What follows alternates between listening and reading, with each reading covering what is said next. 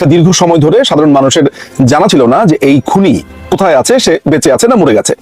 গতকালকে ইউটিউবের লাইভের ফলে এতটুকু নিশ্চিত হয়ে গেছে সে বেঁচে আছে, যদিও এটি ডালিম কিনা সেটা নিয়েও প্রশ্ন এসেছে। তার পরিবারের যে সদস্যরা আছে তারা অবশ্য নিশ্চিত করেছে এটি মেজর ডালিম, এবং তারা বলছে যে এটি সেই খুনি। বলেছে বুদ্ধিজীবীদেরকে হত্যা নাকি ভারতীয়রা করেছে, পাকিস্তানিরা করেনি। মানে পুরো শরীরের ভেতরে সে মুক্তিযুদ্ধে তকমা নিয়ে ঘুরছে, বীরুত্তম নাম নিয়ে ঘুরছে, কিন্তু এই খুনিটা কমপ্লিটলি মুক্তিযুদ্ধকে অস্বীকার করে, কমপ্লিটলি সে মুক্তিযুদ্ধকে মানে না।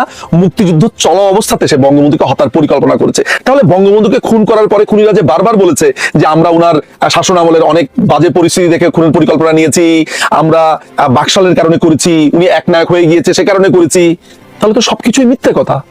মুক্তিযুদ্ধের সময় যদি তাকে হত্যা করার পরিকল্পনা করে জিয়াউর রহমানকে কোরআন শরীফ হাতে ছুঁয়ে, তাহলে আর বাকশাল, উনি একনায়ক, এই আলাপগুলো আর কেন আসবে ভাই? যেই লোকটা মুক্তিযুদ্ধের সময় বঙ্গবন্ধুকে হত্যা করবার প্ল্যান করে, সেই লোকটা যখন তার লিখিত গ্রন্থের মধ্যে, আমি সেই বইটা দেখাচ্ছি, এই বইটার ভেতরে সে বারবার বলছে বাকশালের জন্য, রক্ষী বাহিনীর জন্য, আওয়ামী লীগের অরাজকতার জন্য বঙ্গবন্ধুকে খুন করেছে, উৎখাত করেছে, তাহলে তার আজকের গতকালকে লাইভের সাথে তার এই বইয়ের বক্তব্য কি মেলে? সে তো বলছে মুক্তিযুদ্ধের সময় প্ল্যান করেছে। তো যেই লোকটা মুক্তিযুদ্ধের সময় বঙ্গবন্ধুকে হত্যা করার প্ল্যান করে, সে বাকশালের ধোয়া তুলছে কেন?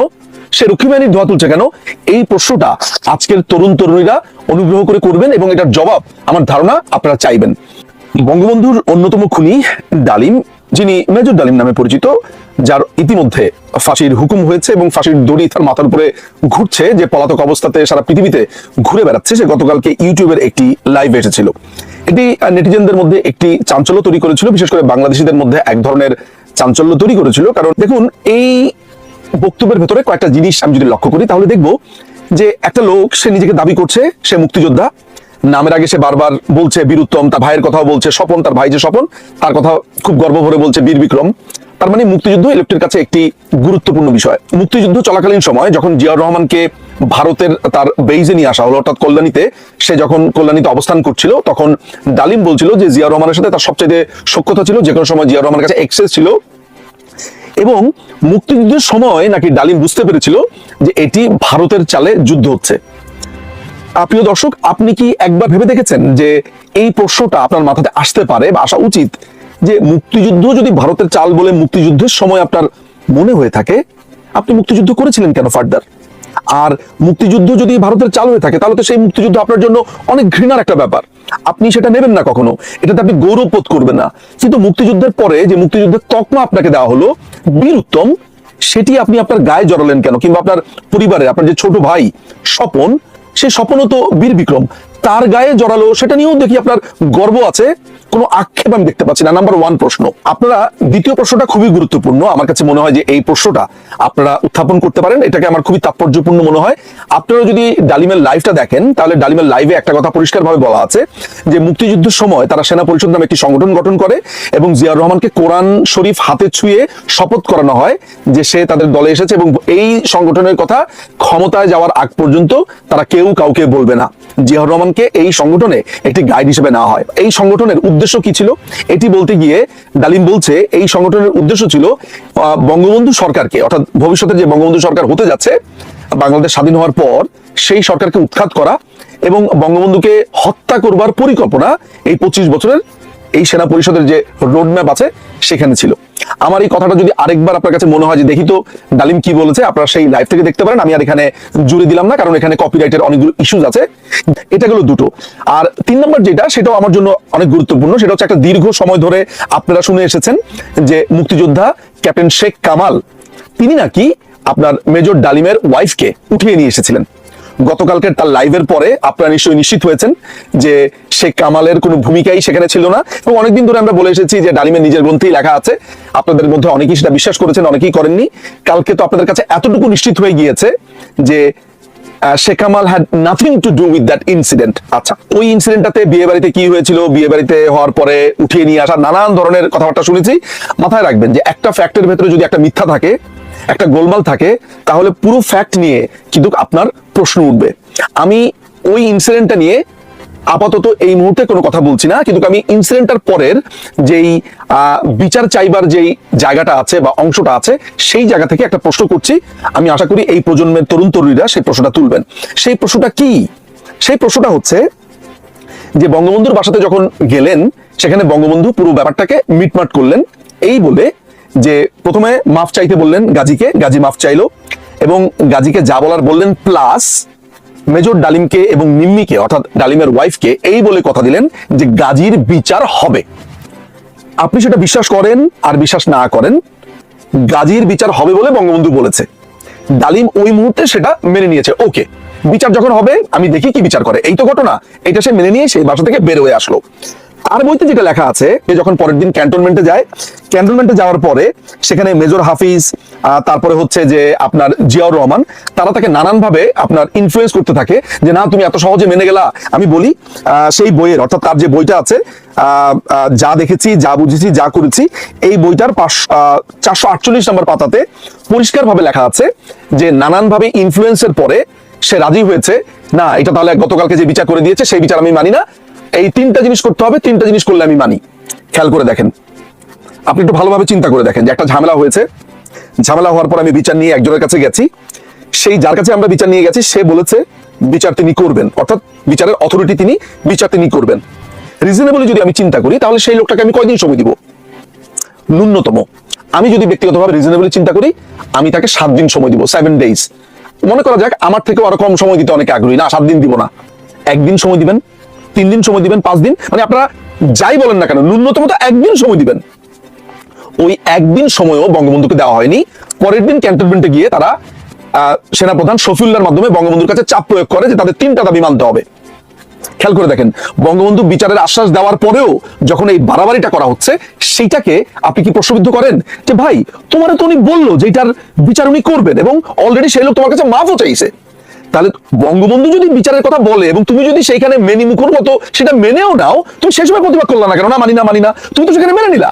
মেনে নেওয়ার পরে তুমি তাকে দায়িত্ব দিলা, দায়িত্ব দেওয়ার পরে তুমি বাসায় এসে বললা আমি মানি না, এটা তোমার ছ্যাচরামি। এবং তুমি কি শর্ত দিয়েছো সেটা একটু আমি দর্শকদের উদ্দেশ্যে পড়ে শোনাই, তোমার বই থেকে আমি বলছি। 448 পাতাতে তুমি লিখেছো যে গাজীকে তার সংসদ পদ এবং অন্যান্য সমস্ত সরকারি পদ থেকে এই মুহূর্তে অব্যাহতি দিয়ে তাকে এবং তার অবৈধ অস্ত্রধারীকে অবিলম্বে আর্মির হাতে সোপর্দ করতে হবে প্রধানমন্ত্রীকে, যাতে করে আইন অনুযায়ী তাদের সাজা হয়। আচ্ছা, একজন সংসদ সদস্যকে সংসদ পদ থেকে বর্জন করার জন্য কি লাগবে? তদন্ত করা লাগবে, সে কি করেছে সেটা অন রেকর্ডে থাকতে হবে, ডেফিনেটলি একটা প্রসিডিউর। কারণ আমি একটা এমপিকে তার নামে যা অভিযোগ আসুক না কেন বা ডালিমের নামেও যা অভিযোগ আসুক না কেন আমাদের একটা এনকোয়ারি করতে হবে, তদন্ত করতে হবে। আর সবচেয়ে বড় ব্যাপার হচ্ছে ধরা যাক তদন্ত শুরু করলো, সাথে সাথে সদস্য পদ বাতিল করলো, আর্মির হাতে তুলে দিতে হবে কেন? তুই কে রে ভাই?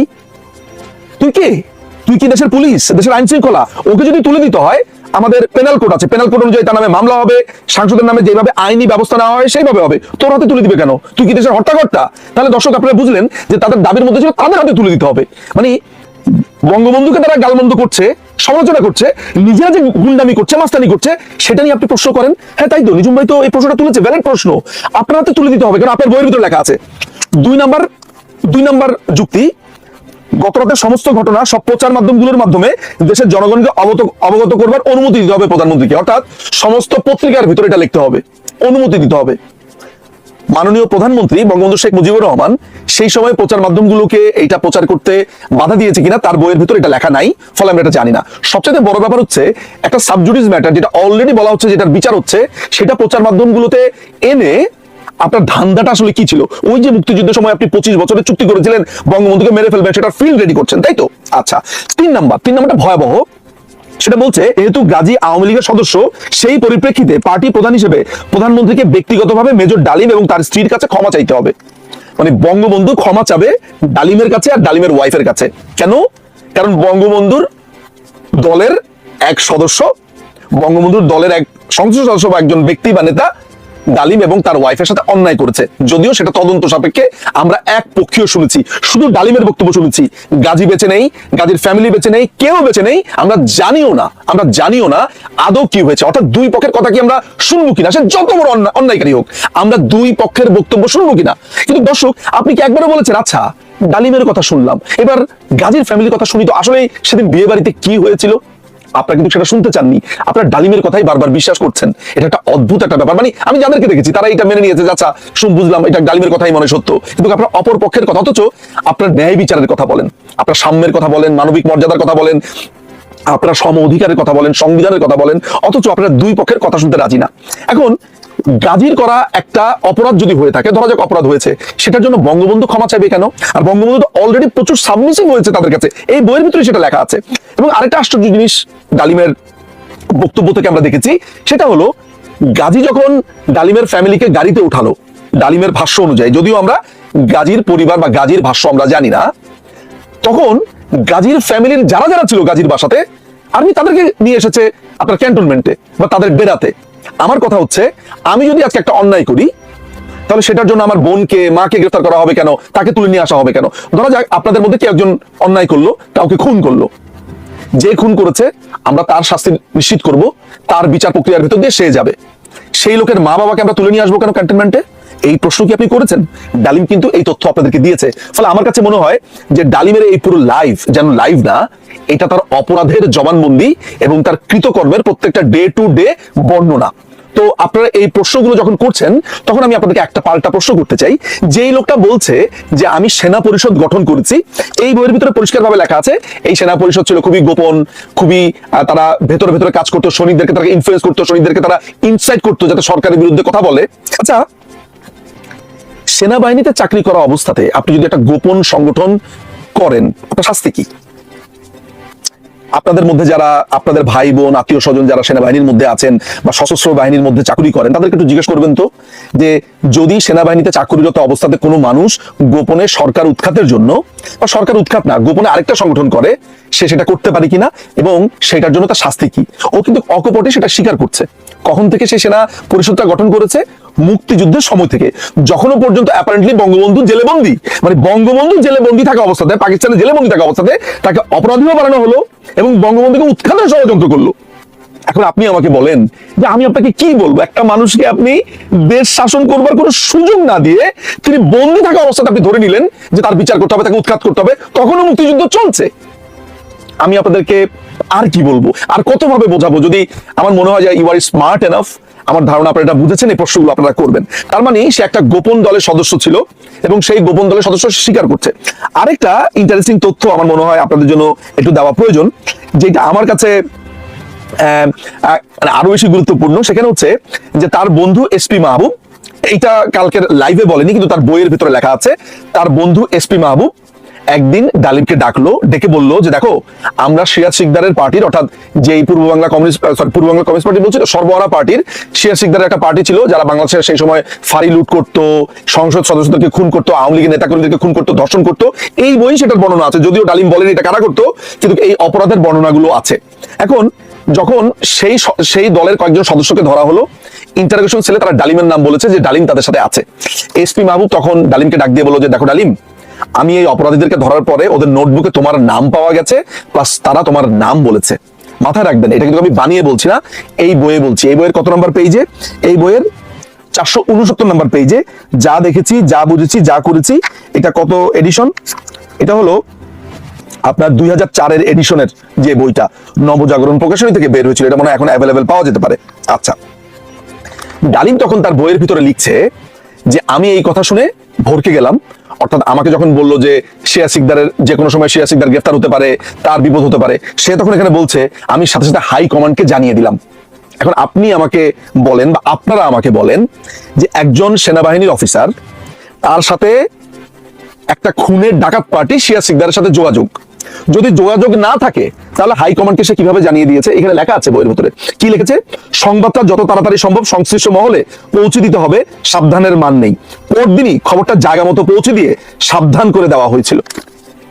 তার মানে এই ডালিম, এই খুনি ডালিম, বঙ্গবন্ধুর খুনি ডালিম, তার সাথে শুধু সে সেনা পরিষদই গঠন করেনি, সে সিরাজ শিকদারের পার্টিও করতো, তাদের সাথে সংযোগ ছিল।